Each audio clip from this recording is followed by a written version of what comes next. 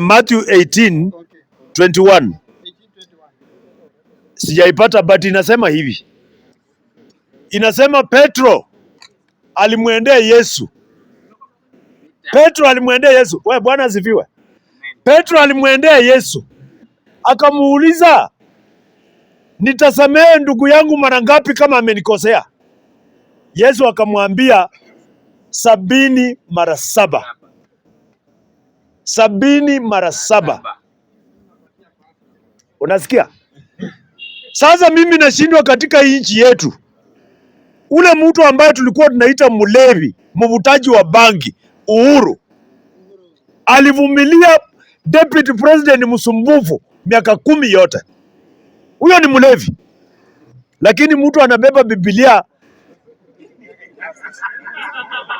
Mtu anabeba Biblia. Every Sunday anajiita Ruto.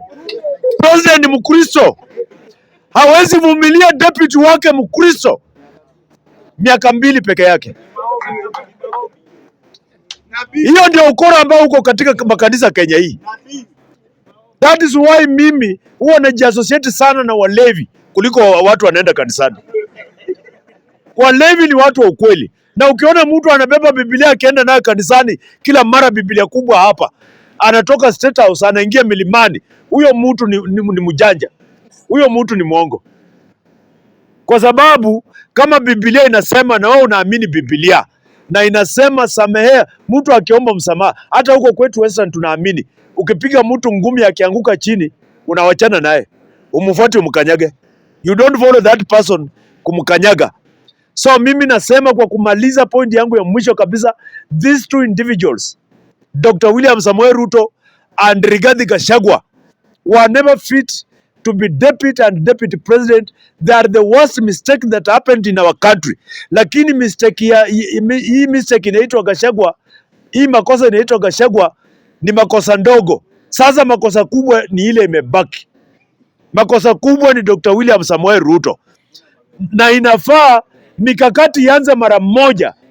Mikakati ianze ya kutoa huyu mtu, kwa sababu ni fisi mbili. Fisi ya brown na fisi ya black. Sasa fisi ya brown imeenda. Sasa imebaki ya black. Sasa mikakati ianze ya kutoa hii fisi ya black, zote zifanye nini? Ziende.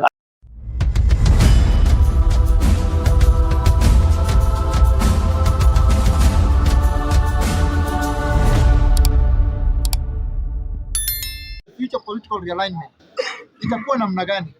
Ama namna gani Kiberenge? Yes. I think we are now in the right trajectory. Okay. Na dakika 5. Okay, fine. Asante Bwana Speaker. And I know you are a very good debater, so you will I'll keep myself. Yes. Now, number one, first and foremost ni kwamba Kenya is in a constitutional crisis. Kenya is in a constitutional crisis because tuna vacancy in the office of the deputy president na kuna orders imetolewa kwamba hiyo process isimame. So which means we don't have a deputy president in office. In case of any problem in the office of the president, in case of a crisis, a vacancy or anything can happen, it means the speaker has to take over and run the country for 90 days, aitisha uchaguzi. However, we don't have an IBC. That is now the quandary here. And that is why we were being told that let justice be done though heavens fall. Wangefuatilia sheria vizuri, walete evidence, walete kila kitu, we would not have reached where we are. Because there could be no vacancy in the office of the deputy president as we speak.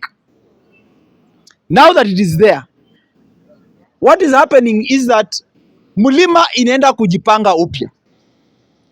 Ingawa wanakuanga wamejipanga kitambo. These are guys who survived in the bush for 24 years under Moi. Na Moi alikuwa anaenda mikutano, anabaki tu na Kalonzo, anabaki tu na JJ Kamotho kwa mkutano, anabaki tu na JJ Kamotho. Na watu wengine hapa wadogo including kina Njenga Karume ndio walikuwa wamebaki kwa KANU wakitingiza kidole, tingiza kidole, tingiza kidole. But Kikuyus gave him a white bath for 24 years. So Gachagua is going to rebrand himself. We are going to see a new force of a political player that you had never seen before. Now, what would have been the other option? What I can tell you for free is this. If with these conservatory orders in place, zenye jaji ametoa, any person mwenye atajaribu kwenda against those conservatory orders, be it ule mwenye anakuja kuapisha mwenye ameappointiwa ama mwenye anaappointiwa and all of them are lawyers, the chances that they will be struck off the role of advocates iko very high for going against a court order, for contempt of court. So, like it happened during Moi's time, we might see a scenario where Moi alirun nchi bila vice president for so long. And they are both Kalenjins. Moi was a Kalenjin, Arab Ruto is a Kalenjin. We might see him running this country without a deputy president for some time. And itashinda kazi ya serikali haitawezekana kufanyika because the president can now not move out of the country. Hata saizi hatuwezi taka president akule kitu yenye inaweza munyonga because itatuweka kwa constitutional crisis. Hatuna president, hatuna deputy, speaker mwenye anakuja hana powers za kutengeneza IBC because he must do it in 90 days. So, what I can tell you is that we are going to have a constitutional crisis. However, the political realignment zinaenda kuanza. Wale watu wako allied to Gachagua wanaenda kuanza kumove mbele. Niliona hapa Sakaja, our brother Sakaja aliavoid kuonekana Senate jana. Kwa sababu alijua wale wanamlipanga ushuru anaokotanga hapa kila siku. Wenye wanamlipanga ushuru ni hii mlima. Ukianza nao vita saizi, utaokota hapa ushuru. Tutakuwa tunakimbizana tu hapa. Mtu anafunga duka, akiona kanjo anafunga duka. Wakienda anafungua. Hivyo. So, what I can tell you is that we don't want a crisis for now. Kwa sababu uchumi wa nchi ni more important, lazima kanjo collect ushuru. Wewe mtoto wako aende shule, barabara zijengwe, mabarabara yajengwe na mambo mengine. So we must collect, the country must move on. So what I can say in a nutshell is that this crisis yenye tuko nayo ndani saizi, it is even good because Raila Amolo Odinga and the opposition are now in government. Wangekuwa wako nje and we are in this, it could have been chaos. But because they are in and they are practicing very good table manners, when you are eating, you don't talk. Now they will be silent. They are not talking. So what is there is that and by the way for information when and by the way for information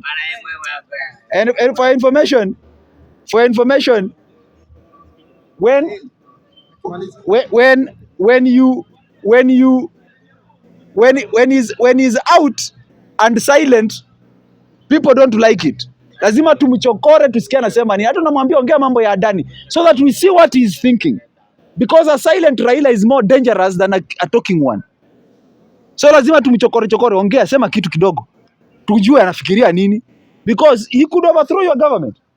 And right now, we are now a lame duck government.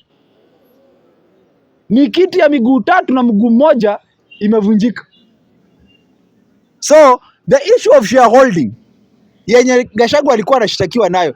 Kenya started as British East African Company. It was a company. Sijui kwa nini mnasemanga ati wao wanasema mambo. It was a company. IBEA, Imperial British East Africa Company. So mambo mingi mnamwambia sijui ulifanya nini, unasema mambo ya shares. What does a company have? Shareholders. It has customers. It has directors. So directors wako kule juu. Ruto, Gachagua na nani? shareholders wako, kuna hii mlima na kuna Waluya huku. Unajua sisi pia Waluya tulikuwa na 30% yetu kwa hii kitu. That is why Wetangula ako pale penye yuko na Mudavadi ako pale chief cabinet secretary, and they are also practicing good table manners. They are not talking now, they wameshiba. And then we have others, and the rest of you are customers. Maybe you are customers, you buy and benefit from the goods, because the essence of business is that you pay and enjoy from the services you are getting. What is wrong with someone calling a place a company? It was Imperial British East Africa Company. I rest my case. Thank you for your immense contribution. At least ameinua bunge, si ndio? Wakati watu wako waongei. Amjambo. Yeah, you can come next. Amjambo. I just want to assure the public and our good people in Kenya, including our visitors who are the tourists, we have no constitutional crisis, as the member who was decreased said. The constitution in itself described a status where we can have a vacancy in the position of a president or even a deputy president. So it's not a constitutional crisis. Something that was foreseen, and it is also laid down in the constitution how those vacancies can be filled. Secondly, and most importantly, A point of order. The constitutional crisis is because we don't have IEBC. I'm saying what the member said. No, you see, kindly, There is an order. no. I was prosecuting I was prosecuting my issues. You could listen very well, kindly. Thank you very much. I was saying my points, and then if you want to ask a question, let me prosecute my points. I reiterate, we have no constitutional crisis in the country because of an impeachment. The constitution in itself anticipated that in one point or another, we may have a vacancy in those offices.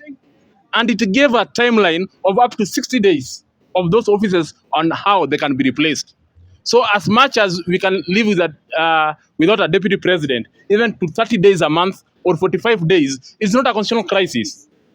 Secondly, the issue of the court order is also part and parcel of our constitutionalism.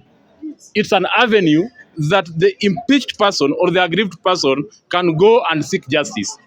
For your information, I've gone through the court orders and I've seen the timelines that they've been given.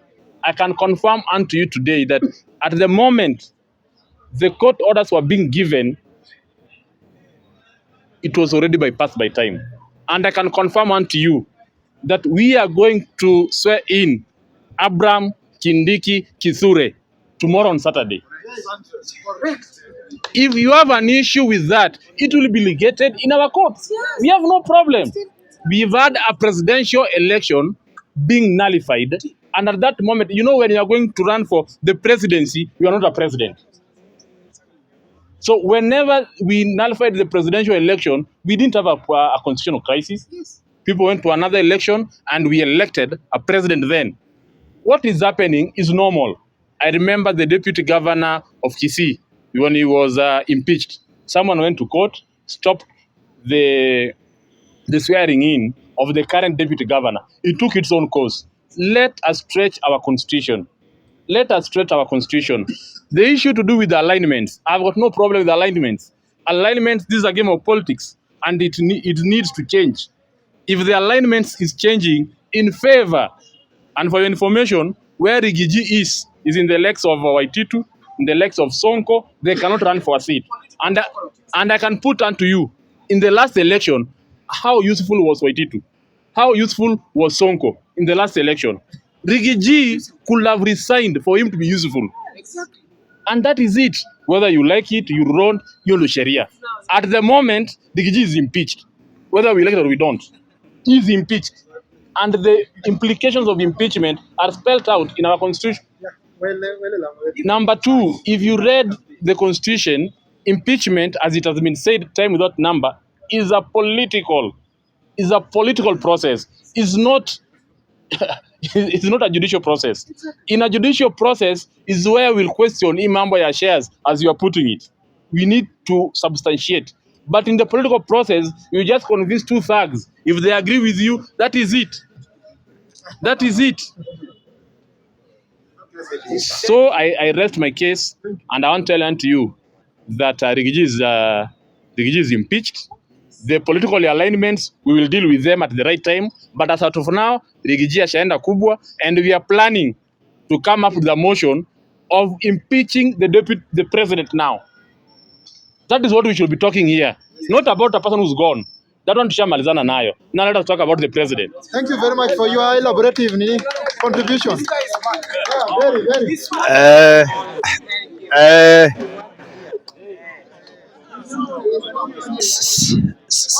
Order, members, order. uh, I think, let me tell you the truth, because the speaker who has just left the floor was just seeking some populism, but let us speak the truth. NRM supports Ruto so much. NRM will support our Ruto. But when NRM talks something, he talks it objectively. Because NRM is a graduate of Makerere University and is a lawyer. So he's saying the truth. He can tell Ruto the truth. Yes. Makerere University. Makerere, order, member for South Mugirango, order. Member for South Mugirango, order. Let me say this. The court order that has been issued today by Justice Chacha Mwita, order number 3 states, a conservatory order is hereby issued to stay the implementation of the resolution of the Senate of Kenya. To stay the implementation of the resolution of the Senate of Kenya. What is the resolution of the Senate of Kenya? The resolution of the Senate of Kenya is the removal of the deputy president from office. And the court order states that resolution shall not be implemented. You read the court order if you have it. Read the court order. What is your point of order, member? Let the speaker speaking now, not to mislead the I have the court order here. In what way? Let me read it. Let me read it. Order, member, order. Member. You are order, member. You are raising on a point of order. Can you now tell the House where the member is misleading the House? Not a question. Yeah, in what way? Because, you see, our country is made up of urban governments, okay? Yes. Which is the judiciary, legislatures, and the executive. The executive. The judiciary has no power to stop what the legislatures have. You are out of order. You are out of order. You and everyone here can.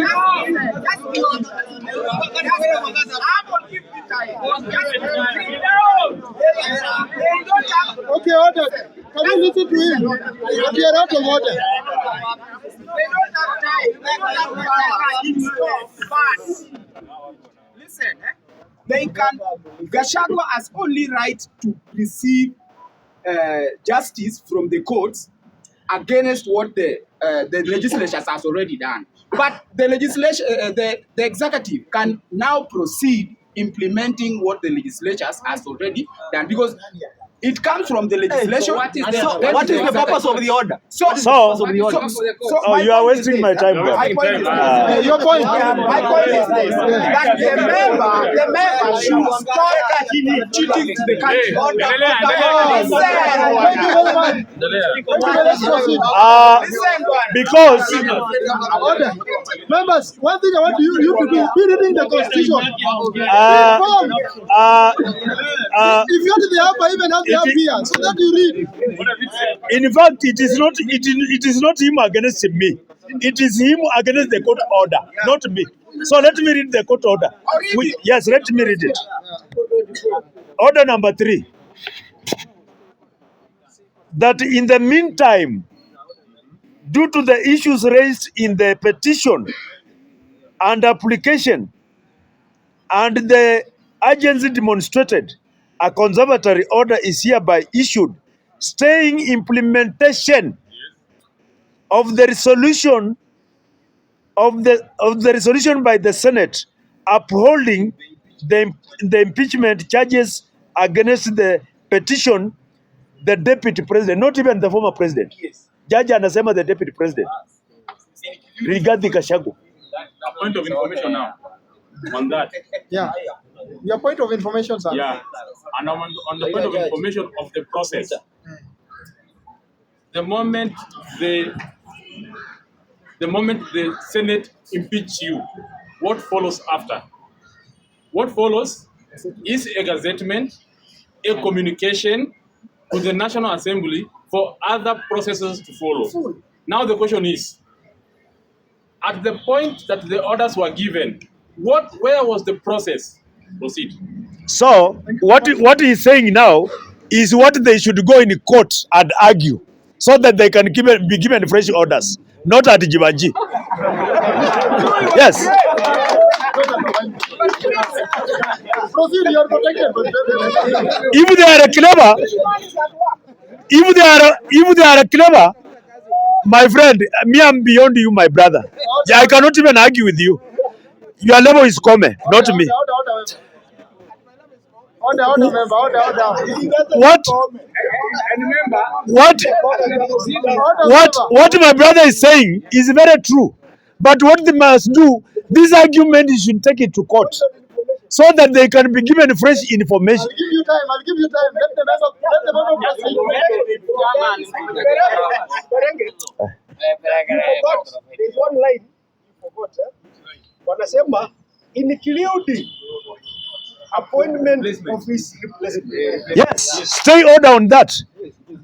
And a replacement should not be appointed. Yes. Including the appointment of the deputy president. Yes. At the moment that the court was giving The court does not know unless you go there and tell them. Secondly, I want you to draw the annexes when we had the impeachment of Sonko and the Kananu swearing in. Proceed. What I'm saying is this, What I'm saying is this, The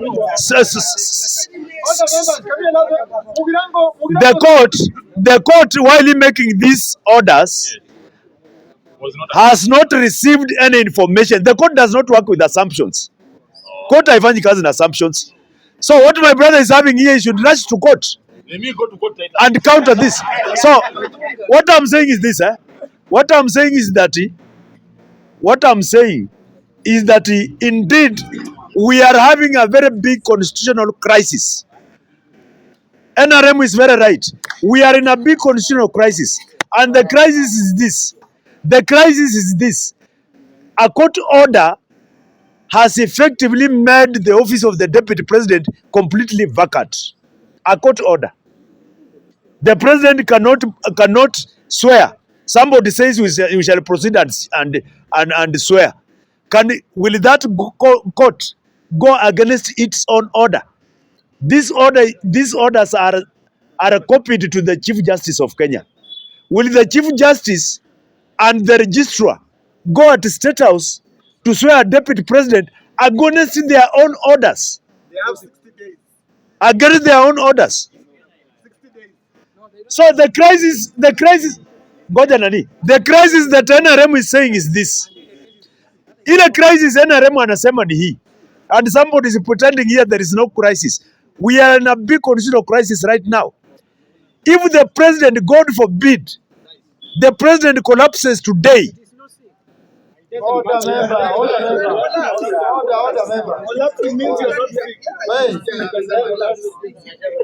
let me just finish. Let us a bit be informative. Tuwe watu wanasoma.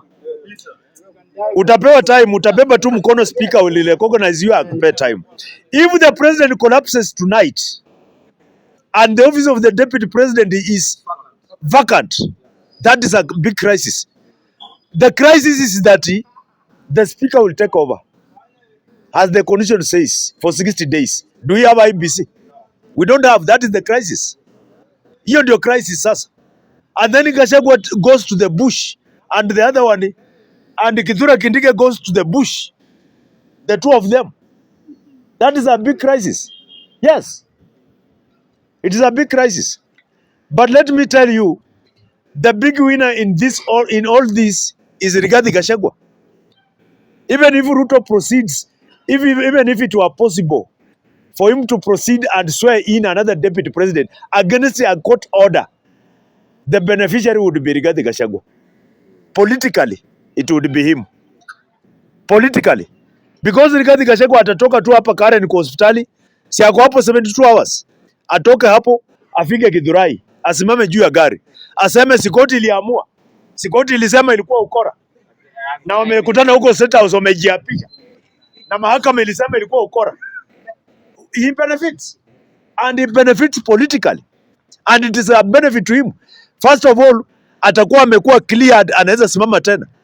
Secondly, sasa itakuwa mmemweka free kuanza campaign juu ya gari. What I'm saying is this. Let me read to you as I finish, Mr. Speaker. Yeah. Let me read to you. Can you stop for us there? Kindly, Wanamene Prophet. Wanamene Prophet. Yes. Yeah, we come from the Rainmakers. Let me read to you.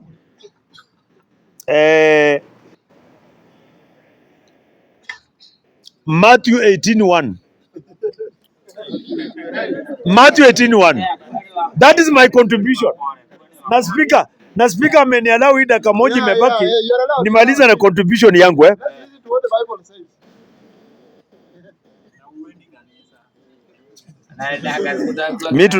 Tunaishi na wewe. Order. Bibi yangu ndio anajua kama mimi siendi kwa kanisa. Sergeant Atam, order. Remember, Matthew 18:21. okay. 1821. Sijaipata but inasema hivi. Inasema Petro alimwendea Yesu. Petro alimwendea Yesu. Wewe Bwana asifiwe. Petro alimwendea Yesu. Akamuuliza, nitasamehe ndugu yangu mara ngapi kama amenikosea? Yesu akamwambia 70 mara 7. 70 mara 7. Unasikia? Sasa mimi nashindwa katika hii nchi yetu.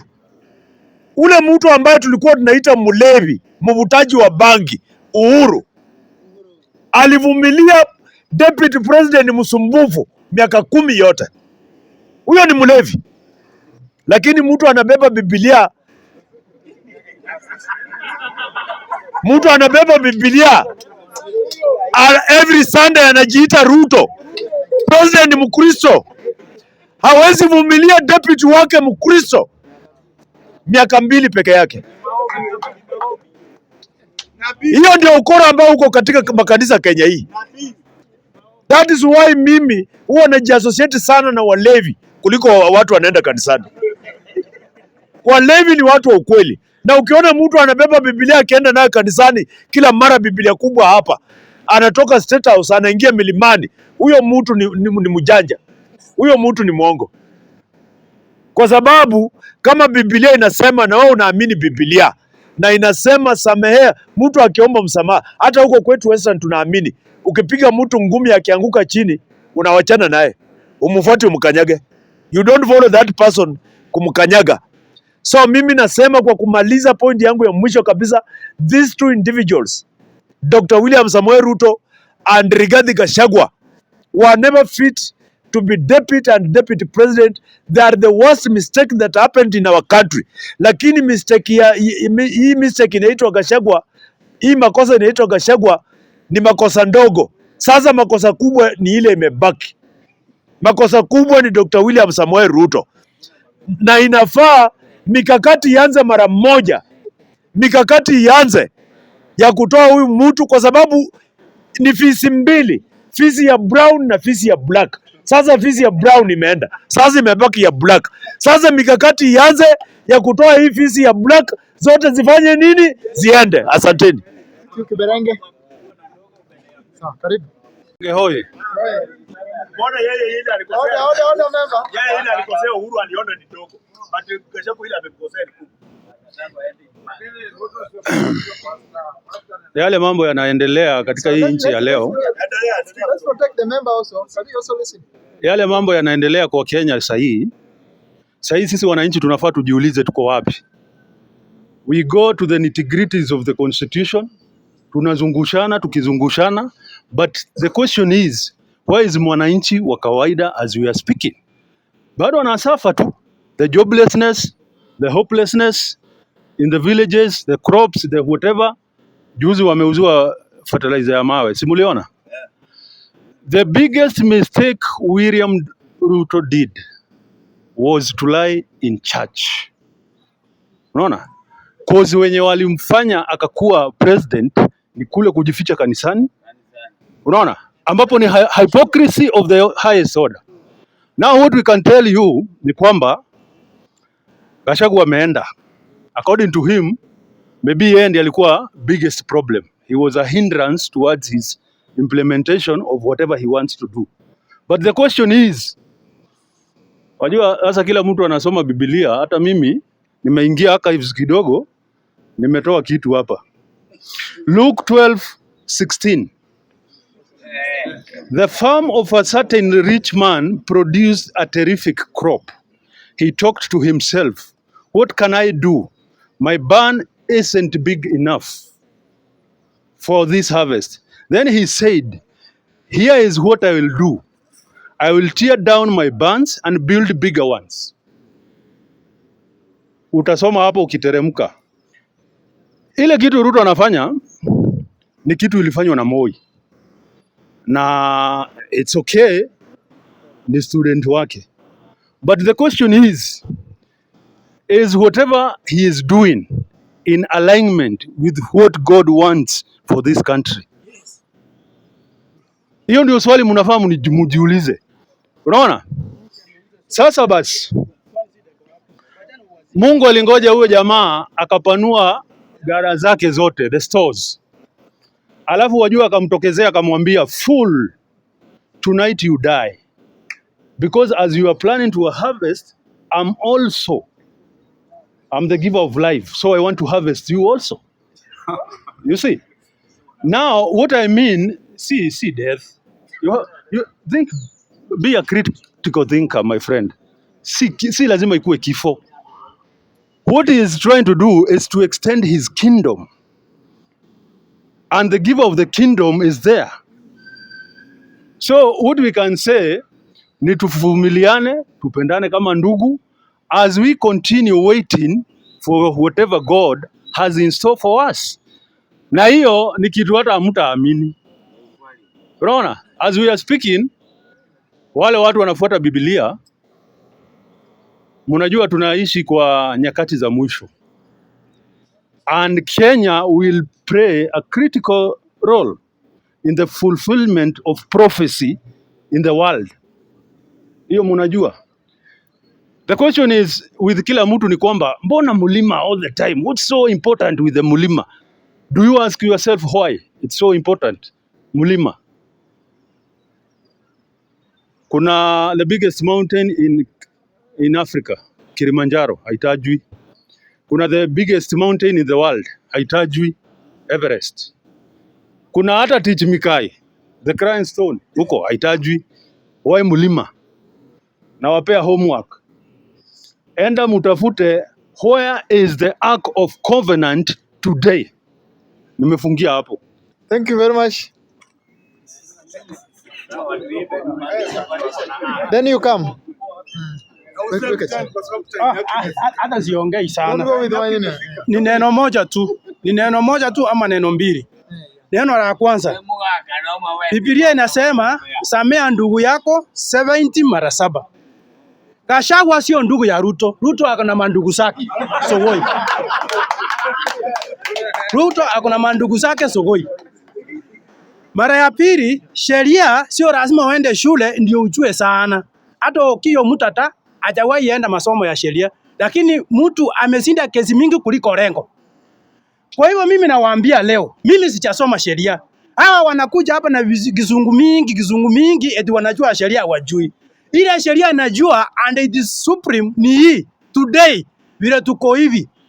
Hii kitu yenye koti imepeana sio mbaya, but it has been overtaken by event. Sisi tumezaenda mbali. Sasa hatuwezi angalia nyuma eti kuna order imekuja, kuna nini? Tumeenda mbali. Walikuwa wapi tukichagua debut?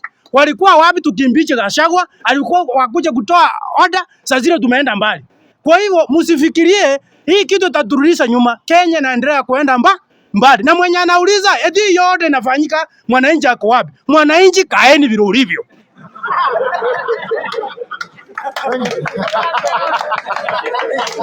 Mugirango, hiyo ni Mugirango South. Haya, asanteni sana.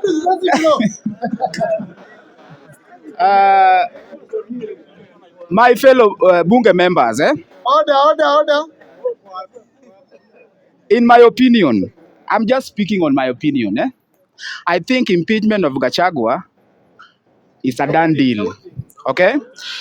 Okay, nasema impeachment of Gachagua is a done deal. In fact, hatufai kuongelea maneno ya sijui Gachagua baada atarudi ama atarudi. Why am I saying so? Why am I saying so? Unajua wewe kama mwanaume uko na bibi, alafu bibi yako akuwekee sumu kwa chakula, kabla ukule mfanyikazi wako akuambie usikule, hiyo chakula iko na sumu, alafu wewe uende ahead mpaka uconfirm ama upepu si hiyo chakula ikule ama nyama yote ikule na ikufe.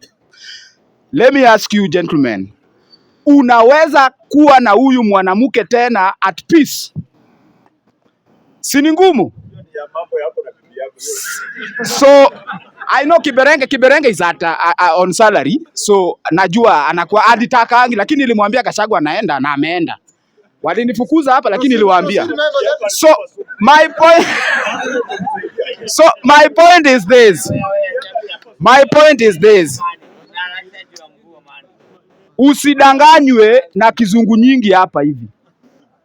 Kwanza, once a process has begun,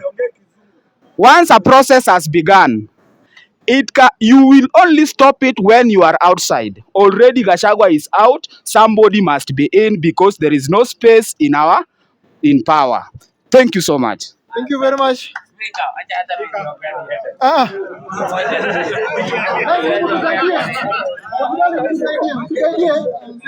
Kuna watu wanakujanga hapa na kizungu mingi, tunawaambia hii kizungu sisi ndio tunajua. Wakati wa petition, hata huyu leo mwenye tuliwasaidia naye, hao ndio tunakuanga na wao. Wanatukorogea kizungu mingi huko kwa Chief Justice. Tunakoroga, tunapepa evidence mpaka na lori. Dakika ya mwisho tunaambiwa ni hot air. So mimi ningekuwa Gachagua, hii kusumbukana na koti is a waste of time. Hii kitu ni kama ishaandikwa. Hata ukiangalia jana tu vile walimaliza tu hivi, gazeti imefanywa. Kidogo David tumepata. Kidogo amepigwa kura. Hiyo ni kitu unaweza simamisha kweli? Hiyo mtu anaweza zuia saini Mungu peke yake. Aondoe mwenye amewekwa. Lakini sio binadamu. So mimi ningeambia Gachagua, quick recovery, ukitoka hospitali tafuta basi ya Madhira penye iko moja kwa moja paka wapi? Madhira. Nairobi nayo utakuwa unaionea view sasa. Kwanza alidanganywa na kina Kalonzo atuwe kimbizana nayo paka kwa Senate. Wabunge ni wale wananunuliwanga pesa kidogo. Senate ni wale wanafikiria. Tuliambiwa hapa Senate ni wale watu wa kufikiria. Wale watasimamishwa, watatoa hiyo mambo ya koti ya National Assembly. Tukaambiwa hapa tusijui kuna vutano kati ya National Assembly na Senate. Gani kubwa kuliko ingine? Sasa Senate itaangusha ionyeshe parliament kwamba hiyo ndio kubwa kuliko ingine. Wapi? Kama sasa Senate walishindwa, ule mama peke yake ndiye atatoboa, mama mmoja peke yake.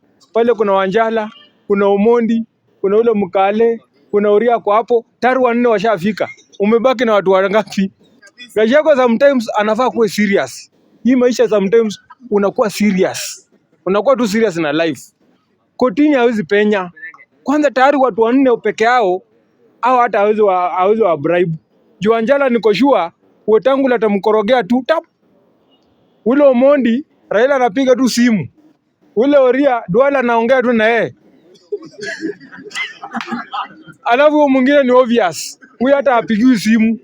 Huyo mwingine ni obvious. Tunabaki pale na Njoki, sijui na ule Mkamba na huyo mama Chief Justice. Hao watatu peke yao hawawezi. So mambo ya koti kama alishindwa Senate, ainue tu mikono. just ile kwa kuona. Na mimi hii kitu imenifunza mambo. Mimi naonanga walevi wakienda kwa bar wanakunywa pombe pamoja, walevi kama wanashare pombe pamoja, wananunuliana, wakitoka kwa bar wanapeana lift. Lakini watu wa kanisa shida iko wapi? Kama sasa mtu ameoa bishop, mwingine ameoa prayer warrior, alafu kila Sunday hawakosi kanisa. Na huyu Raila tunaambiwanga sijui ni wa mashetani, tunaambiwanga Raila sijui ni devil worship, sijui nini mganga. Lakini Raila alifinywa na Moi na Makende, dakika mwisho akamsamee, wakakaa pamoja. Kibaki akamuibia, akamsamee, wakakaa pamoja. Uhuru akamuibia, akamsamee. Ruto amemuibia, amemsamee. So hii mambo ya watu wa kanisa, tunafaa tuanze kuangalia vizuri hii kanisa Christianity inamaanisha nini? Kwa nini watu wa kanisa ndio wanakosana sana na wasameani? Wakikosana wasameani. Hata unaonanga makanisa mingi vita ikipigana, uongozi wanapigania uongozi. So nafaa turudi kwa Mungu, atufungue macho tuone hii mambo ya kanisa. Kama juzi tumechaguliwa president na Mungu na deputy wake. Mungu ndiye alichagua. Alafu shetani ametoka mpaka akawatenganisha. Shetani anatokanga wapi? Unaweza jitenganisha kinyingiliweko pamoja na Mungu? Ni maombi. Thank you very much. Asante. Asanteni. Basi nataka nichukue nafasi hii pia mimi nizungumze kitu kidogo mkapate kunielewa. Wale wametangulia kuongea nimesikia wakitumia Biblia basi fulani. Nataka niwaeleze kwanza Yesu akiwa hapo duniani hakutumia Biblia. Hii Biblia imetengenezwa vitabu na watu wengine kidogo akasummarize wakatengeneza Biblia.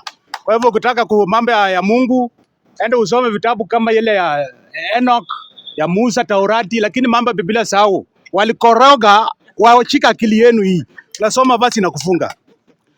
Gachagua amekuwa impeached.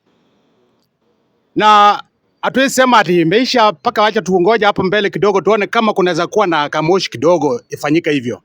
Lakini hii ni betrayal ambayo imefanyika Kenya na kuna watu wanasherekea na kesho pia watakuwa wanapitia maneno. Hii maneno yenye Ruto anakula akisikia vizuri, kama angekuwa Gachagua sasa angekuwa labda ndi opposition angekuwa anapigwa mbaya sana na mtu angekuwa kwa serikali. Lakini Gachagua akamsaidia akakuwa pale. Mwenye angekuwa hata kama angekuwa ni Wajakoya. Na nasema hivi, kitu yenye Ruto amefanya kuimpeach huyu Gachagua ni plan ambayo imefanyika politically. Inasemaje? Mlima ama watu wa mlima wao wamekuwa watu wameungana. Ukiangalia Rift Valley wameungana. Ukiangalia Nyanza wameungana. Lakini sasa mlima imegawanywa. Western haijaungana. Muangalie kitu. Kwa hivyo ameenda amegawa number 1 kwa population. Huko number 2 haijashikana. Kwa hivyo anataka kuwa na monopoly ya power akisaidiana na mwenzake ambaye ni Raila. Raila ameleta hii shida hata impeachment ya Gachagua si hata imeanza saa hii. Na msikie, sikia kwanza na chana zimalize. Sikieni malize kwanza. 2000 ngojeni kwanza. 2008 wakati tulikuwa na serikali ya Kibaki kipindi ya mwisho tulikuwa na Kalonzo. Raila akaangalia akaenda akasalamiana namna hii. Nani alisikia Kalonzo kwa influential? Kalonzo alikuwa anakula mshahara tu. Ikakuja hiyo wakati ya Uhuru na Ruto. Tena Raila akaingia pale at handshake. Mliona vile kulifurugana. Anatoa opposition, anaingia kwa serikali kwenda kuleta fitina huko. Badala kungangana apate serikali yote ni fitina tu, watu wakigongana. Na mimi nataka niambie wa Kenya. Vile tuko namna hii, msikue watu. Mimi nitasema, usione mbaya useme, utakuja kusema. Ni fitina. Nasema hivi. Wewe speaker ni protect. Speaker nitetee. Speaker unitetee. Nasema namna hii. Ngoja. Mwenye atake kusikia maneno. Sikia. Angalia. Kama utake kusikia maneno, rekodi kwa simu yako utasikiliza kwa nyumba. This is my free speech. Eh. Eh. Nasema wacha nimalize, utakuja kupinga. Eh. Kama unajua hauwezi, kama unajua hauna mamlaka ya kwenda kuomba kiti ya president upate, wachia mtu mwingine badala ya kwenda kudanganya unataka, alafu baadaye ni fitina. Hiyo ndio namalizia hapo. Sasa namaliza namna hii. Watu wa Mlima, hata kama atapatia deputy president kutoka huko, msikubali kugawanywa. Mimi nawaambia siri, msikubali kugawanywa. Sisi pande ya Western, mimi natoka Western, mjue hivyo. Pia sisi tunataka tuungane huko na tumeanza kuungana. Na mjue hivi. Ni sawa. Na mjue hivi. Kama kutakuwa na number 1 kwa population, alafu tuko na number 2 kwa population, tuungane. Mnafikira mtakuja kuvuruka Kenya na mnaevela mnafuruka? Mnakuja mnachukua, mnaanza kuvuruka, mnaharibu kila kitu kwa jina ya kusema ati mna impeach huyu akuja kae namna yake kwa sababu sio anavaa koti kubwa. Nyinyi mmelaaniwa yenye mnafanya. Kwa hivyo mimi nataka niachapo bwana speaker, na ninasema kwamba tuendelee kuwa na umoja na amani na tusikubali kugawanywa. Asanteni sana. Members, order kidogo.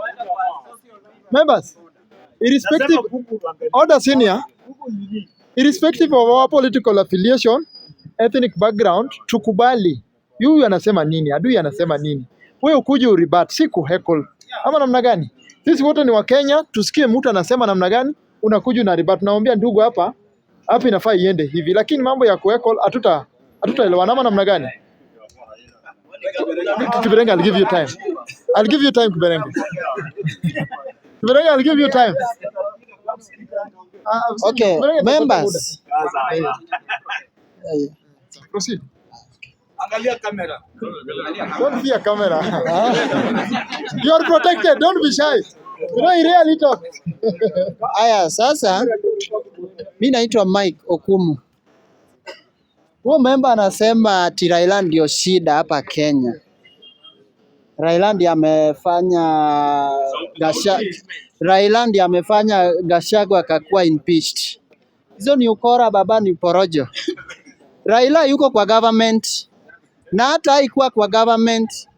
Sisi tunakwanga position amaluo na protect baba. Sasa Raila hata wahi kwa government. Kwa hivyo mlikuwa mnadanganya vitu. Hajakuwa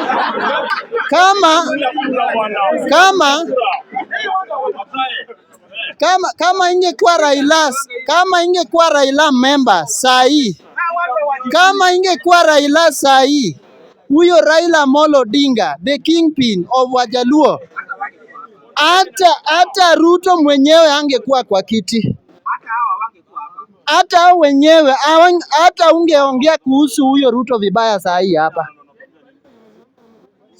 Na sahi wacha niwaambie member. Kama walikuwa kawa wanakataa Orengo, na Orengo alikuwa kawa anatoa kitu fact vizuri sana hadi akaquote Bible. Mukasema si uchawi ni maombi. Sahi ni uchawi sahi. Na mtajua mjui. Sana watu kutoka mlima. Mlima sahi imeguzwa. Imeguzwa hadi mlima sahi inalimwa sahi, kulimwa. Sahi tutaona next. Na hata haifai hata deputy president ipewe mlima. Sahi tuko na makabila mengi kutoka Western and Western waezi because Mdavadi hakuna hezi kaa hapo. Tuko na watu wa Busia, tuko na Wajaluo, tuko na watu wengi hadi Kisii. Western hakuna. Coast iko. Wachukue hata Kalonzo waeke hapo. Western nikiona hakuna. Juu tukiona Mdavadi, ni Mdavadi hakuna wezi. Kisii okay, chenye nataka kusema ni hivi. Yes. Information to the member about Western. Tofauti ya Western. Hii Western yenye inakuangaisha.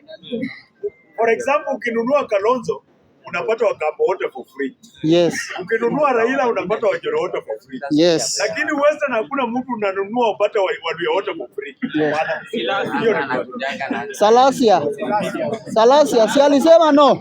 Salasia atampatia Waluhya wote.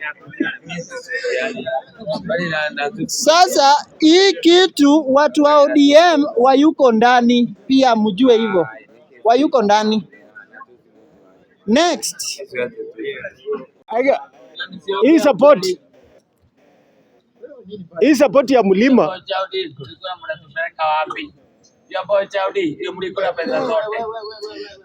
hii support ya Mlima naweza ilinganisha na jamaa moja hapa University of Nairobi, alienda katafutiwa kazi na anko yake. Wakati alipata mshahara ya kwanza, almost the whole salary alinunua shopping akapelekea anko yake, lakini badala ya kutosheka, kila mwisho wa mwezi huyo anko alikuwa nakuja anataka mpatie mshahara, part of the mshahara. Mlima kama ilisupport Ruto, wangempatia nafasi apumue. Unaona? Gachagua mwenyewe amechimbichi. Manake kuna speech moja alikuwa nayo akasema amekata safari alikuwa nayo Italy sababu amesikia mzee wa kitandawili ni kama anataka kuonekana State House. Akakata safari kutoka Italy ndio akuja kuona sababu amepigiwa. What does that tell you? Bosi wako akisikia ati umepigiwa simu ukiwa Italy na yeye sio yeye amekupigia. What does that tell you? Inakwambia kwamba this guy kuna vile anapanga. Na msione kama vile Gachagua anaimbichiwa ati president sasa ni adui wa Mlima. Hapana, president sio adui wa Mlima. President amejua pahali Mlima ilimtoa. He knows. Lakini you cannot be kwamba wewe ulisaidia president kupata kura alafu you become an irritant every time unakumbusha, then you become irrelevant. Ile kitu iko ni kwamba hivi, hii support ya Mlima even before Gachagua achaguliwe kama running mate, ule candidate alikuwa wa Mount Kenya alikuwa ni nani? No presidential. Alikuwa ni nani? No, the presidential candidate wa Mlima alikuwa ni President Ruto. Yes, tuambiane ukweli. Hii Gachagua amekuja kuwa kingpin, almost a kingpin ya Mount Kenya. Sasa ile wameweza kupigana na president. Ndio Mount Kenya imeanza kurally behind Gachagua. Lakini even before that, hata wakati kura imepigwa Karen, Gachagua alipata 4 votes, Kindiki akapata 22. Na everybody, even the residents of Mount Kenya walikuwa nasema sisi tunataka Kindiki awe running mate wa Ruto. Walikuwa wabunge. Even on the ground watu walikuwa wanataka Kindiki. Maanisha hii mambo watu wanasema Wakikuyu ni wakabila ni uongo. Ile kitu nataka kuambia, Wakikuyu for the first time walifanya kazi kubwa sana because walitufundisha kwamba si lazima uende na kingpin every time. You can go against a kingpin. Walifanya vizuri sana. Na sioni kwa nini Wakikuyu wanasema tu wanajuta walipigia Ruto kura because they set an example. Si lazima kila mara ati unafuata kingpin vile anasema. Vile Kiberenga anasema kingpin anaenda na wa collect kwa kona anawauza kijumla. Yes. In fact hata vile Western inapiga kura, that is democracy. Lakini ya kuwekwa kwa kona na kingpin alafu mnaenda mnapigwa mnada, tunafaa kutoka hapo. Ile kitu kidogo tu speaker.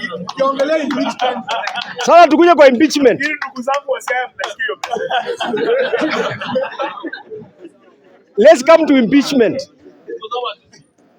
Let's come to impeachment. You know, there is a reason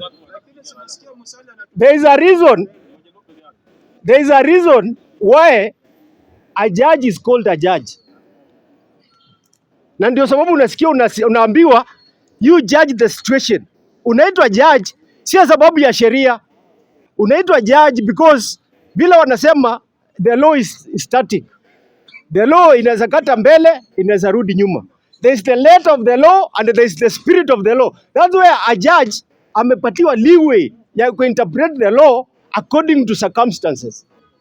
Saa hii Gavana Kawira anaweza rudishwa na koti. You know kwa nini anaweza rudishwa na koti na sikuwe na problem? Sababu Kawira is the CEO of Meru. Saa hii hata vile unaona, hata vile Gachagua anaongea na lieutenant wake ni kama hii nini uhusiano wao na president is beyond repair.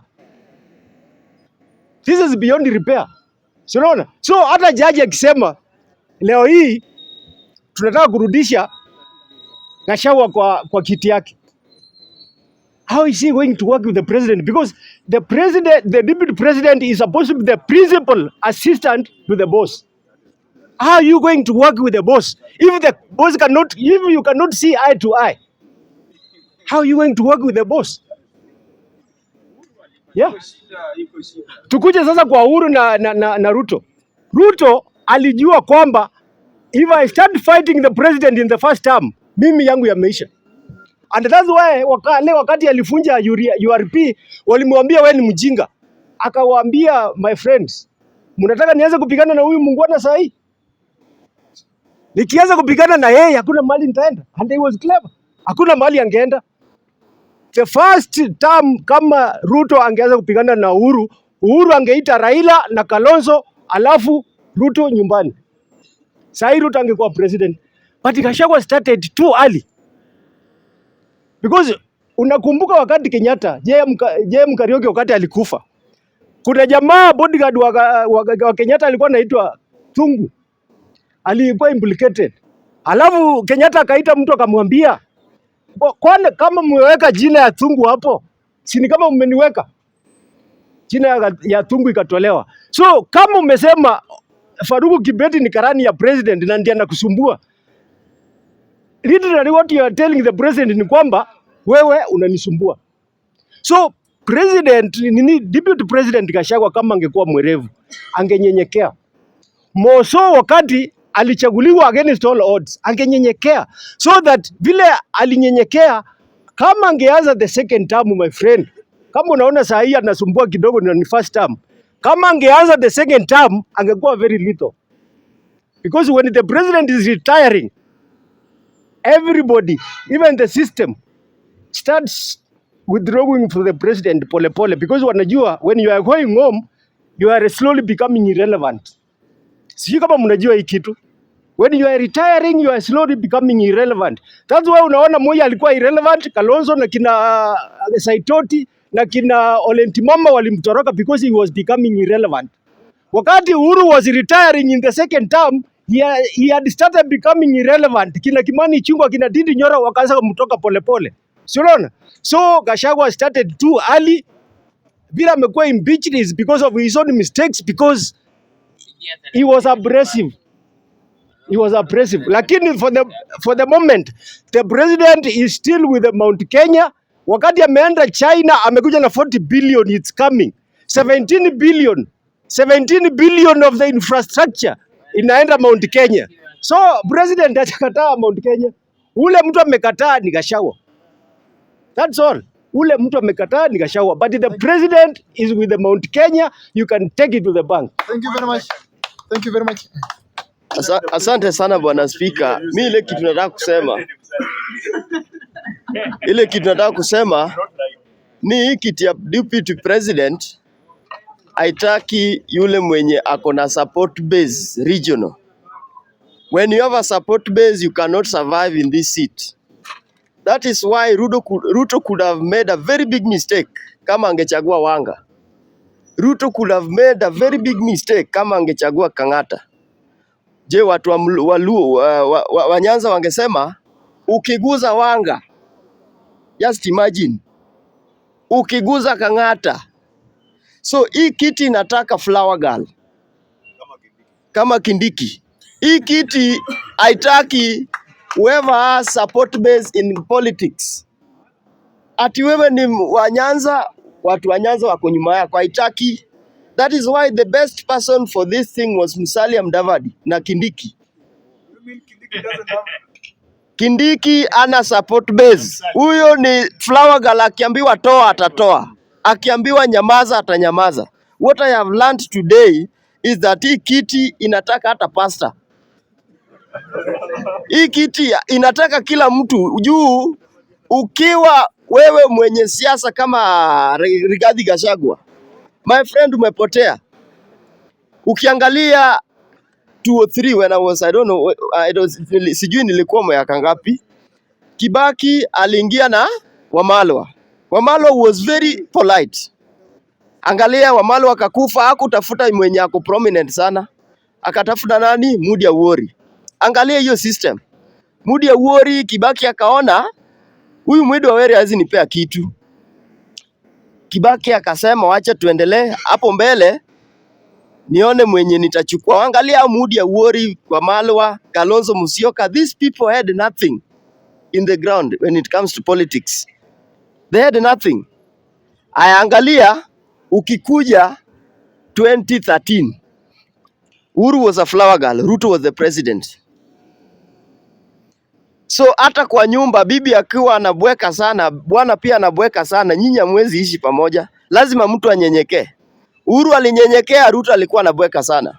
Hao wa 2022 walikuwa kila mtu anabweka, Ruto anabweka, Rigathi anabweka. My friend, they could not survive. Hawangeishi, ingebidi mmoja atoroke wa divorce. Watafute yule mwenye, like my soprano friend Kindiki. Utafute yule mwenye ukituma fanya hivi na hivi. Hii kiti pia haitaki mwenye ako na mdomo slippery. Wewe unaongea tu. Haitaki. Ukiwa na mdomo lemlem. Haitaki. Hii kiti nataka short tongue. You talk less, but what you say means a lot. Lakini when you come up with the issue of watu wa mlima, how special is this mountain?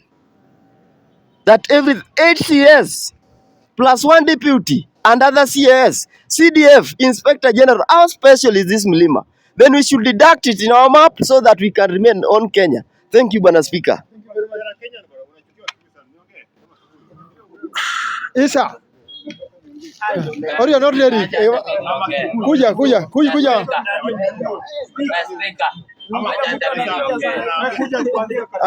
uongee. Kuja Sergeant. Bwana, condition yako hairuhusu. Lakini vile anakaa baba. Hawezi ongea.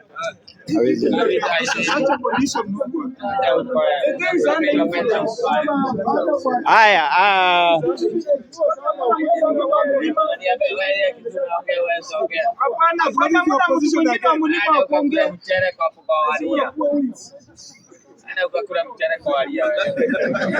okay.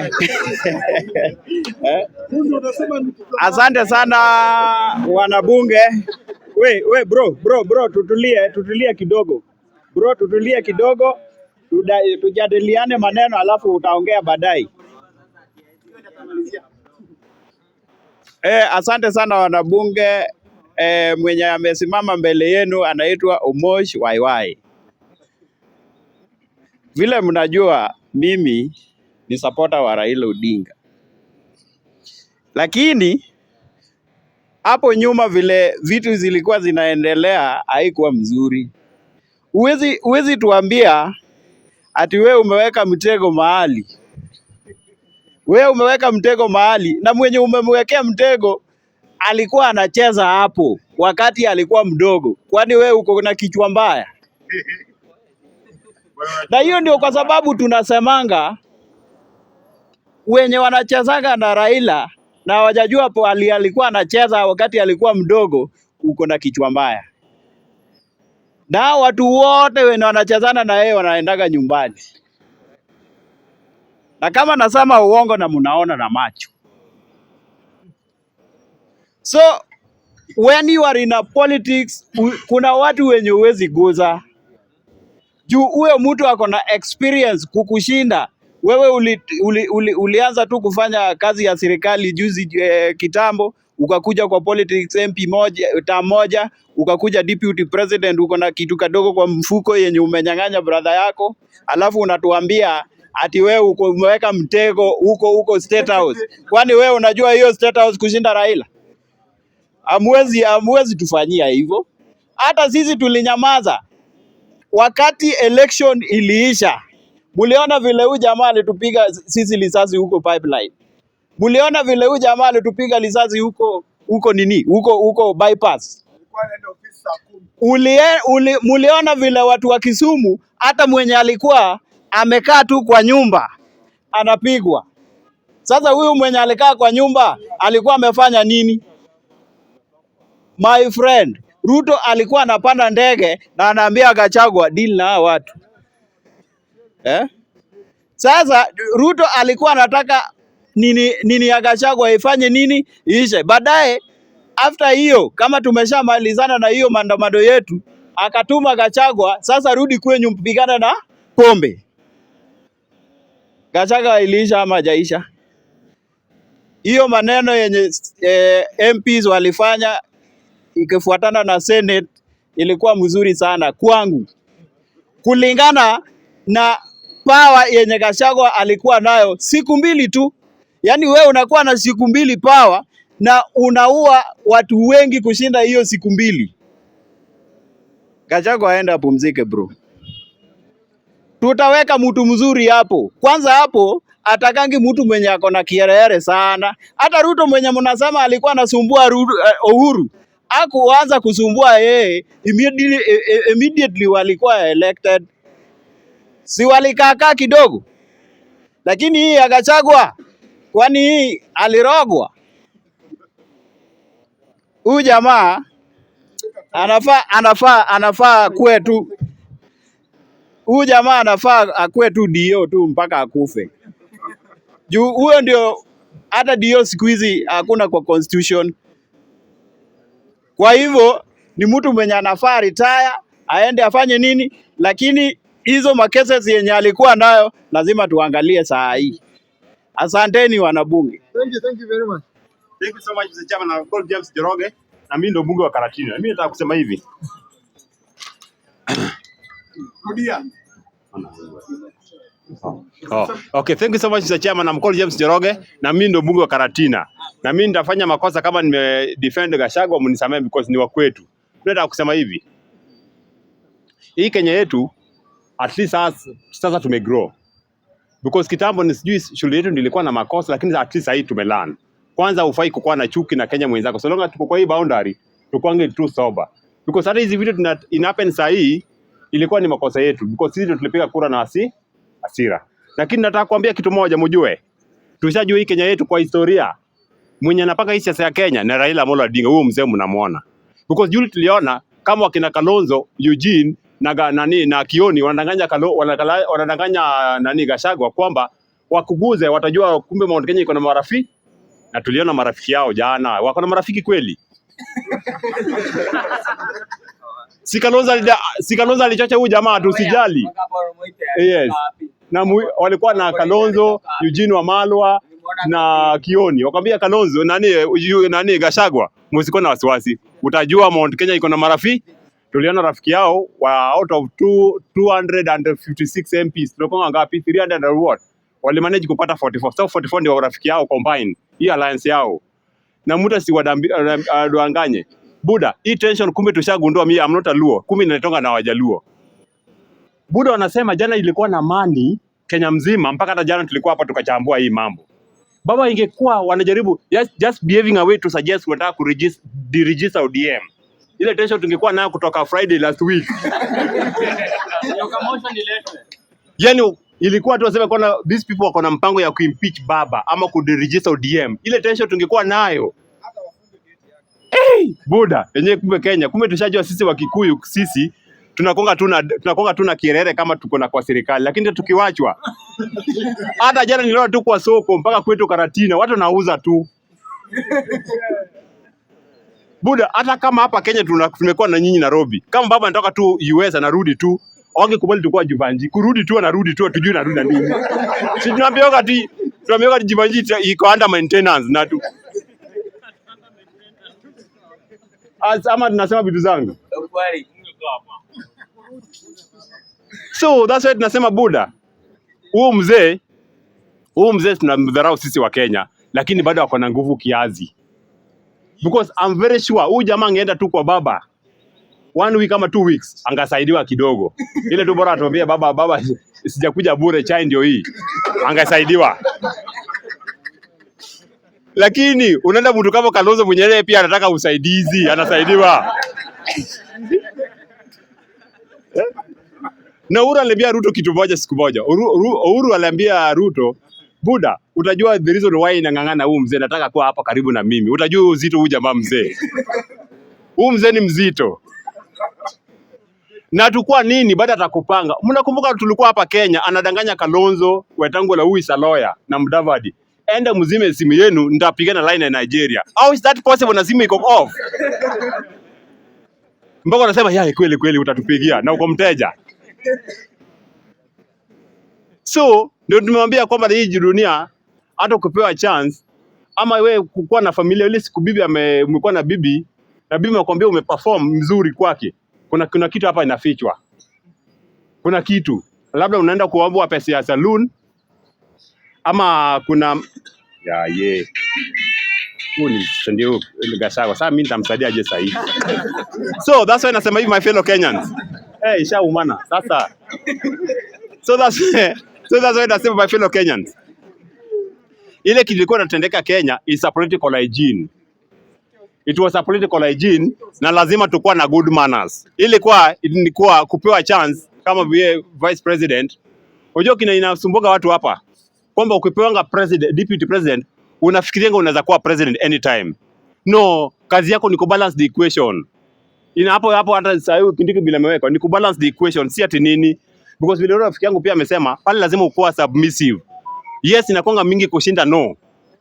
Hata ukinini tu blog kigongwa yes sir, uko tu hapo ndio unazo because si mlikuwa nasema ati kufa makanga kufa dereva, si ndio?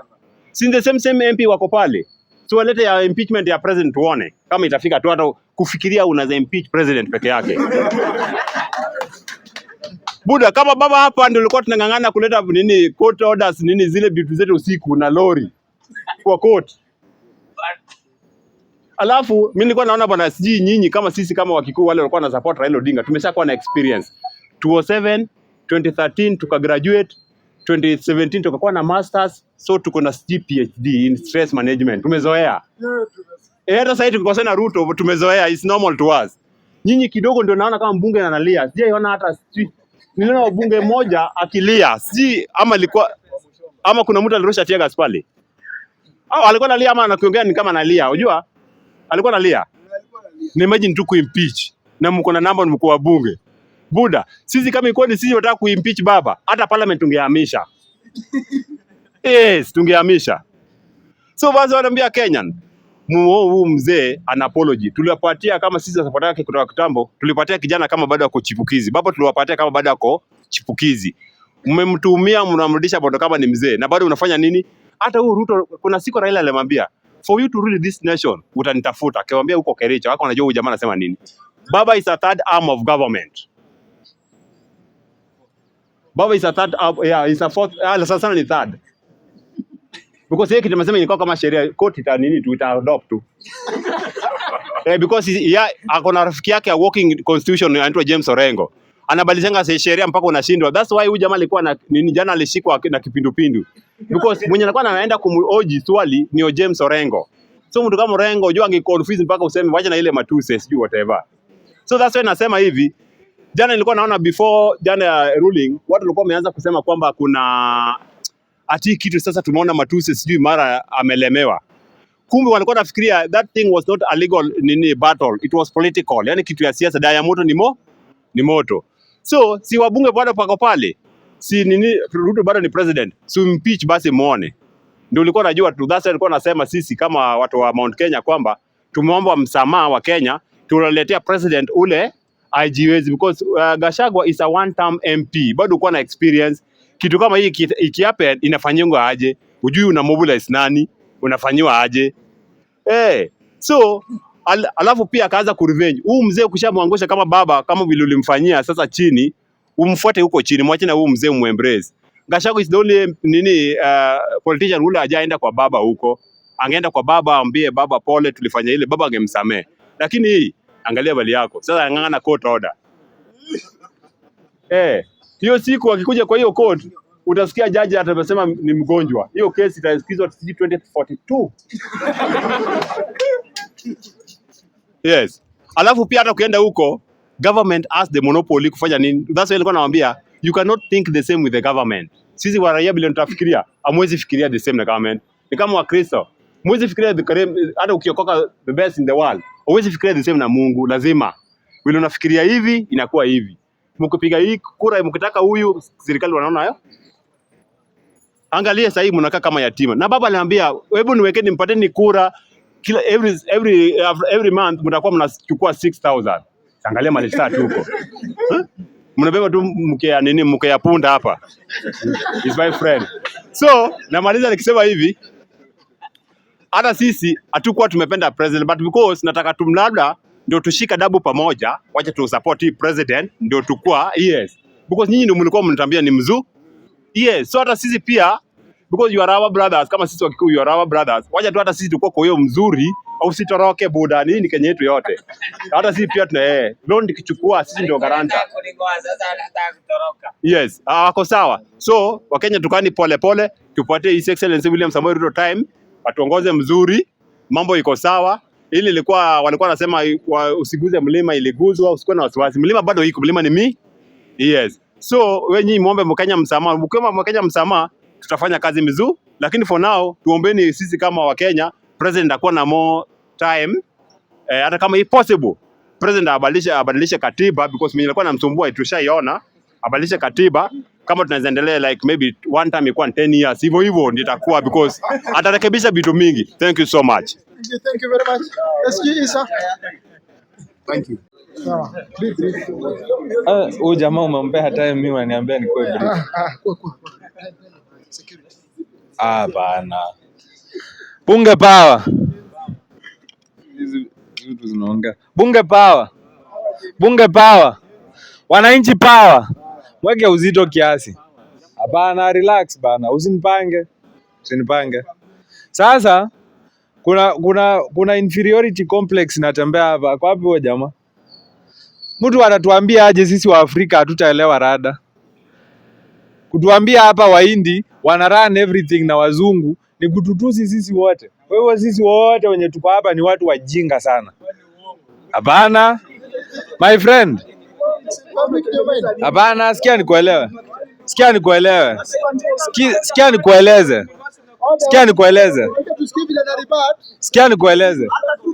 Sawa, sikia nikueleze. Sawa, simnyamaze. Sawa, nyamaza. Sikia. Sawa, sikia nikueleze. Kenya has as good engineers as China has. Kenya has as good doctors as India has. Hii shida hii country, kitu ya kwanza ni wizi. Wewe niambie, tuko na miti, mbona tuna import toothpick? Hatuwezi jitengenezea? Ujinga iko nayo ni sisi kwanza, sisi wenyewe kukubali wewe ni inferior. Unakubali mzungu na muhindi ni beta kukuliko. Kwani ukifundishwa darasani si unashika kama yeye? Kama ni hesabu unaelewa kama yeye. Kama ni science, ni chemistry, ni biology unaelewa kama yeye. Wakenya tumedonate huko Amerika. Wakenya tumepeana China. Maengineer wakubwa. Wakenya tumepeana IT Australia. Lakini hapa mnataka kuja kutuambia sisi ni watu wajinga sana, lazima tu wazungu na Wahindi waturan. How do we give our airport to Adani ati sasa because Kenya tuko na watu wajinga sana? Kenya has one of the best minds. Hii shida ya hii nchi, kitu ya kwanza ni wizi. Hiyo ndio kitu ya kwanza. Au utatumekia sense hapa ukituambia tunapeana airport yetu kwa Adani sababu Wahindi wako na akili kuliko wa Kenya? How does that even make sense? No, my friend. Every color, whether black, white, Caucasian, is as intelligent as the other. Hakuna race that is more intelligent than another. Ni wizi yenye inaenda kuibiwa. Wewe, hiyo Adani ikipewa contract, utakula na serikali? Wewe ni Ruto. There is no justification for any Kenyan supporting Adani kuchukua airport yetu. We are as brilliant as them, as intelligent as them. We can raise that money. Tunaweza raise the 238 billion tufanye hii airport renovation in phases. Kwani lazima ifanywe mara moja? Haikujengwa na mwaka moja. Hii renovation mbona ifanywe na mwaka moja? Phase 1. Saa hii tuko 2024. Ifanywe hadi 2025. 2025 to 2026 phase 2. 2026 2027 phase 3. Hizo ni phase 3. 238 billion gawanyisha mara 3. Hiyo pesa hatuwezi pata. Wanakopa pesa ngapi kila mwaka? Si after finance bill imeanguka, Ruto alisema atakopa 1 billion shillings.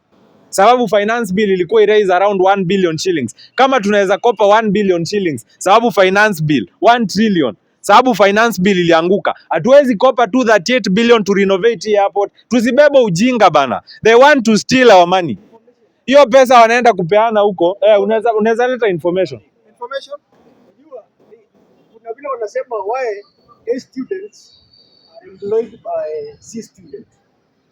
Si ati intelligence ndio inafanya, ni capital.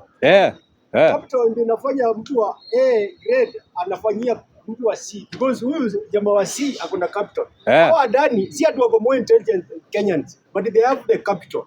They are coming with the capital. So unaona we are rubbishing this, lakini hata vile watu walisema, even if it's not undone, this private public partnership is the best, because what you do, like Nairobi Expressway, people were against it when it started.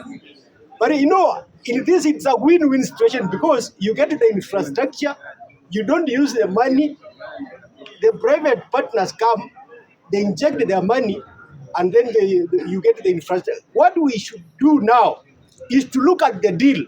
Is it value for money?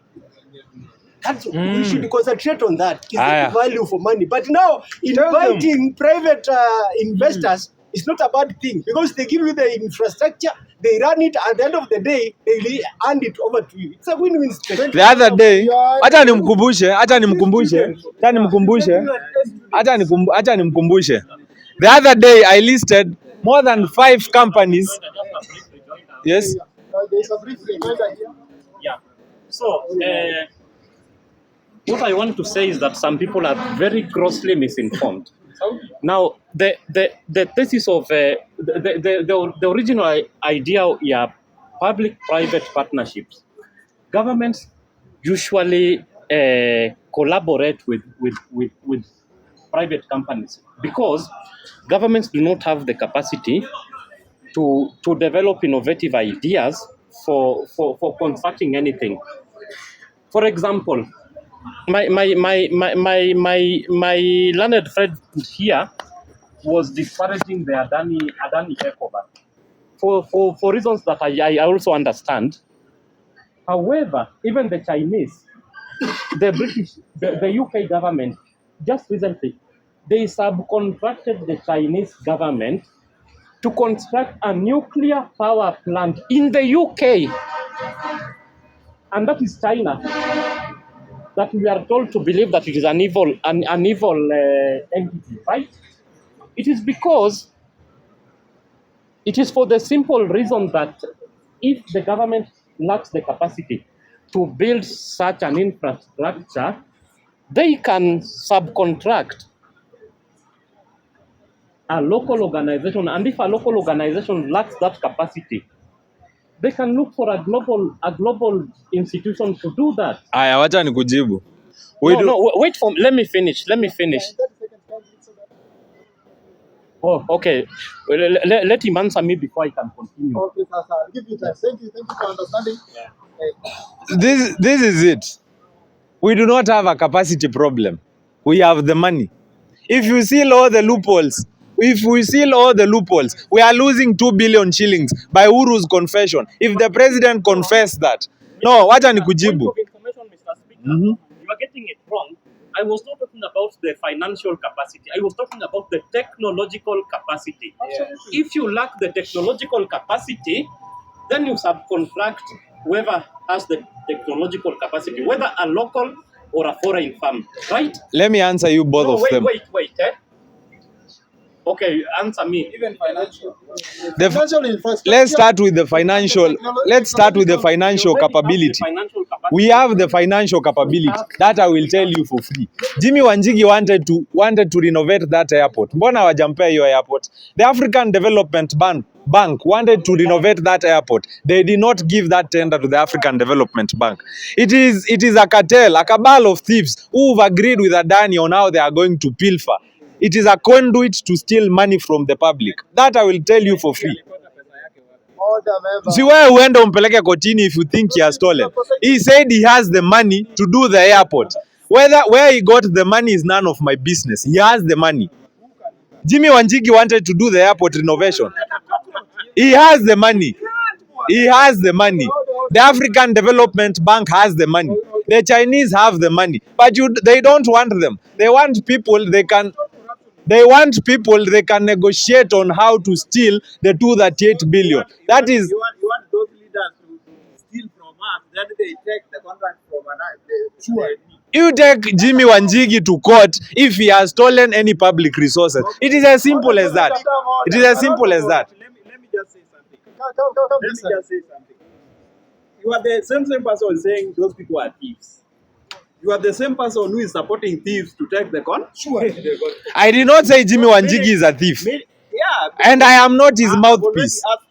If you think Jimmy Wanjigi is a thief, then publish information. We already know Ruto is a thief and we have that information. I am saying, what? Do you have evidence? Did the MPs take Gachagua to court? No, did the MPs take Gachagua to court? The MPs had the evidence to take Gachagua to court. Ndio nakwambia Mwengi Mutuse, sikia nikwambie, Mwengi Mutuse, I am not here to sanitize Jimmy Wanjigi. I don't know where he got his money. He's been doing tenders. Jimmy Wanjigi, if he's a thief, then I withdraw. I'm just saying, someone who had the capacity and the money to do the project.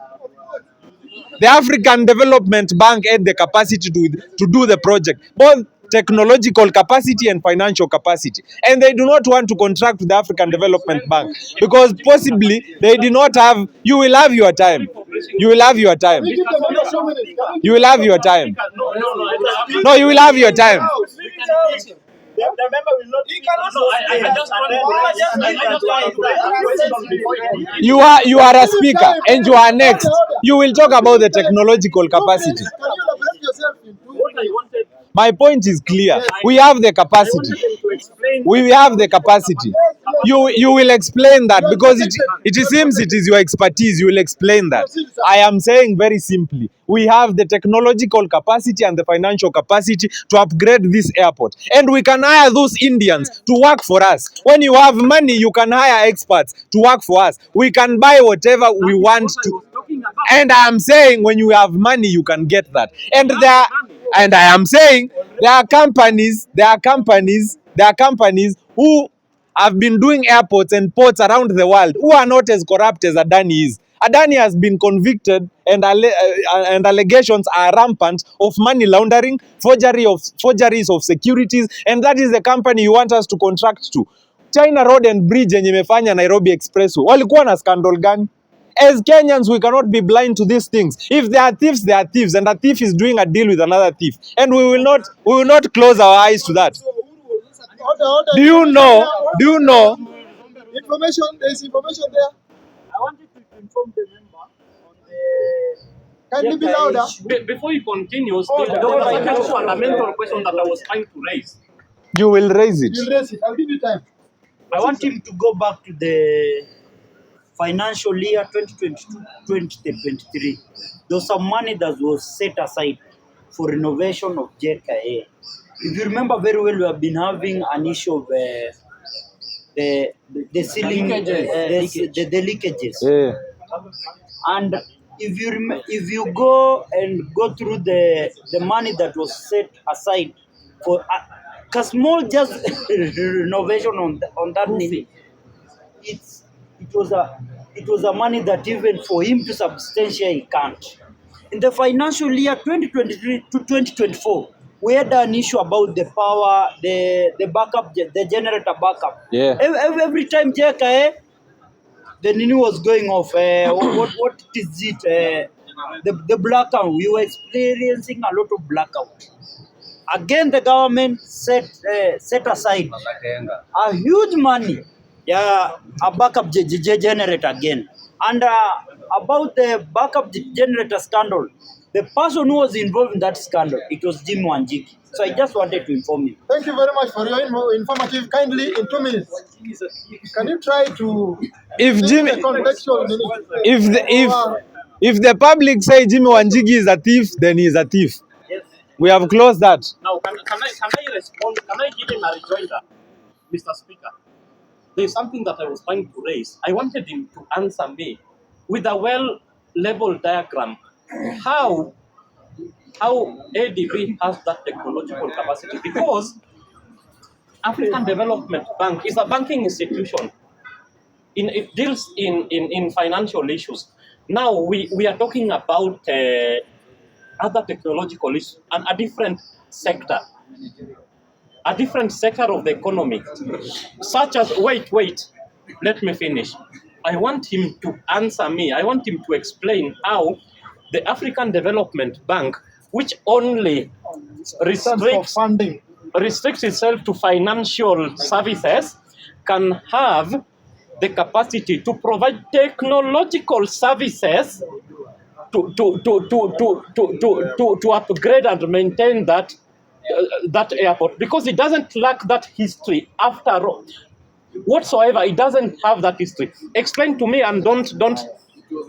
If you want a label diagram, first of all, come with a chalk. Let me answer you. Let me answer you, because this is a personal attack. Let me answer you. No, let me answer him. Let me answer him. The first answer is, I mentioned Wanjigi and ADB because those are the people and the companies. I want to answer you. You cannot ask the question and answer yourself. I mentioned ADB and Jimmy Wanjigi because those are the ones who had shown interest, the ones I knew. And as for ADB, what can't money buy in this world? Money can buy you almost everything except life. ADB has the money to buy that technological capacity and to hire it. You will talk about you will address it the way you want it. I am addressing it the way I want it. That's against the contract law. That is against the contract law. Companies that deal with ABCD do banks have the technological capacity to run money and financial services? They don't. They subcontract to who? To those that have the money. You're not making sense. Money buys everything. Money buys the best doctors, the best surgeons, hires the best technology in the world. Money is everything except life. That is not a lie. How did I want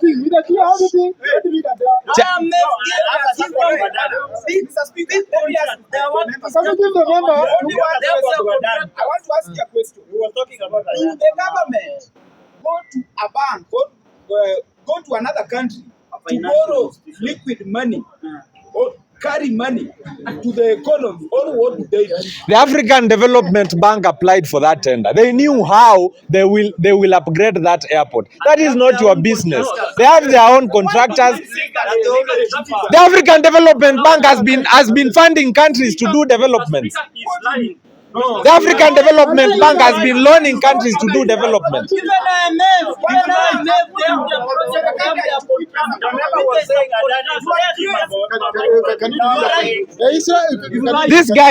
These guys understand what I'm saying. They just want to ask. You will get your time. Nimeongea sana because you are asking the same questions which I have responded to, but you just want to heckle for the benefit of the public. That is the problem. I am saying this. We can get the financial capacity and the technological capacity to do that upgrading of that airport. Without Adani, we have so many other companies that upgrade airports and build airports from scratch. Rwanda is building an airport now. They did not take Adani. They took a company that is reputable. That is my point. We can get reputable companies to do that airport. We can get reputable individuals and consortiums in this country to do that airport. Safaricom, with a deal Awanja and Mwende Gatabaki through their companies, is raising 104 billion for the SHIF system. 104 billion. The upgrading of JKIA needs 238 billion. If we can raise 104 billion between Safaricom, that company by Mwende Gatabaki and Adil Awanja, it is telling you that we have Kenyans here and companies here that can raise that 238 billion. Lakini hawatapewa hiyo tenda sababu hawajaongea na mkubwa vizuri. Mkubwa hajasema, hawajakubaliana vile mkubwa atapewa yake. Niambie kwa nini deal ya Ketraco imeharakishwa bila hata public participation? Ishakubaliwa, Adani wachukue Ketraco na washaongea. Wewe Adani hapa kwa Ketraco utakuwa unatupea hii. Na niwaambie hii stima inaenda kuanza kulipishwa na Adani. Na haitakaa sana. Huko Gujarat Adani ndio inalipisha stima. Ndio nakwambia wewe nyamaza kwanza, utapewa time yako. Hizo response rejoinder zako zimenibo. Utapewa time yako. Sikia nikwambie, huko Gujarat stima inunuliki, hapa Kenya stima itanulika. Hiyo nakwambia for free. Si deal ishaenda through. Mwende mpeane hiyo airport. Hizi flight tickets hamtakuwa mnaweza kuziafford. Mnataka kupeana airport to a company that is infamous and is synonymous with corruption and shady deals. Kwa nini tusipeane kwa another company? Can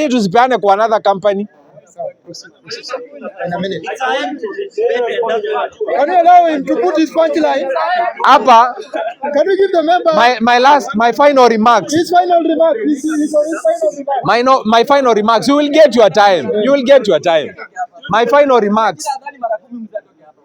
remarks about Gachagua and the Kindiki issue. Nyinyi mmeona parliament ilikuwa na time kukaa hadi saa 6 saa 5 ya usiku kuimpeach Gachagua, lakini wakiambua wakae wa discuss mambo ya SHIF, mambo ya watoto wako nyumbani sababu lecturers wamestrike na wanataka kustrike tena, wakiambiwa wa discuss mambo ya health, mambo ya education system, mambo ya new funding model. Hawana hiyo time. Haraka pitisha hiyo bill. Finance bill haraka si walipitisha. Hakukuwa na waste time. Hii finance bill kama hatungeenda street sisi kama Gen Z, I am assuring you, as sure as God is God, ingepita na ingekuwa law today. Hizo tax zilikuwa hapo kwa finance bill za ujinga, tungelipa zote. That is the problem. We have a National Assembly that is been captured by the executive. This is the second state capture. Ruto alisema, Uhuru alikuwa amechukua serikali. Sijui Uhuru executive ilikuwa inaambia judiciary na legislature mambo ya kufanya. Na hao MPs wake watangatanga. Si yes, you shut up. Yes, ndio amefanya hiyo state capture. I am on the floor. Sacha nikwambie, you will get your time. Si wewe ndio next, you will get your time. State capture iko saa hii. Ile state capture mlikuwa mnasema wakati wa Uhuru iko saa hii. The National Assembly, I am not losing myself, I am articulating issues here. The state capture ya Uhuru's time ndio iko saa hii. The National Assembly appears to be doing the bidding of the executive. The judiciary appears to be doing the bidding of the executive. If that is not state capture, explain to me like I was Nyamu. Explain to me if that is not state capture. The executive is controlling all the arms of government, and that is against Article 1 of the separation of powers. It does not make sense that we have a National Assembly that sings, dances and choirs to the executive. It does not make sense. Why have the assembly in the first place? Now ODM MPs whom I used to respect so much are singing choir for UDN Kenya Kwanza. You will get your time.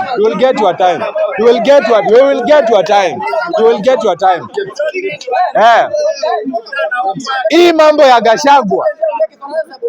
ya Gachagua na mambo ya Kindiki ni mambo ilipangwa kitambo. Walipanga watatoa Gachagua kitambo. Walipanga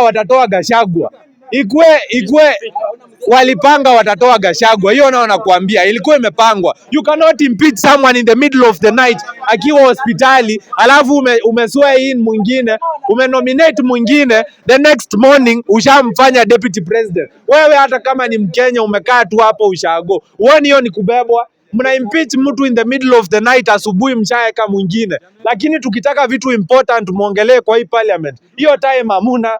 Hiyo Senate tunafaa tuende, na hata hiyo National Assembly tuende tena. Na Mashujaa Day 20th this Sunday tunapatana hapo Uhuru Park. Thank you, James. Thank you, Comrade James, for your immense contribution. Reversion, can we get reversion?